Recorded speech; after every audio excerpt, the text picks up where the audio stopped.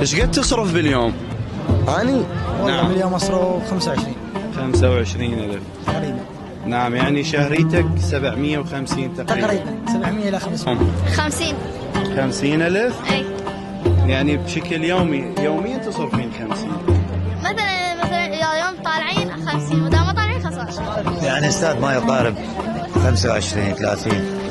يعني مصروفك الشهري 750,000 اي نعم تقريبا. نعم. مثلا كمنطقة 40 إذا قهوة وأكل نعم، يعني مصروفك الشهري يتجاوز المليون.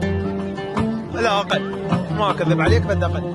بشكل عام يعني باليوم 10 15 اصرف يعني بالايام العاديه، بس من اطلع يعني اصرف 75 100 يعني مرات يعني. 25 مرات 30 مرات ما أصرف حسب. نعم، يعني مصروفك الشهري كم؟ مليون نقدر نقول؟ تقريبا. يعني والله شيء يعني قليل، ايش قد؟ يعني يتراوح المصرف مالي من الصبح لليل بال 500.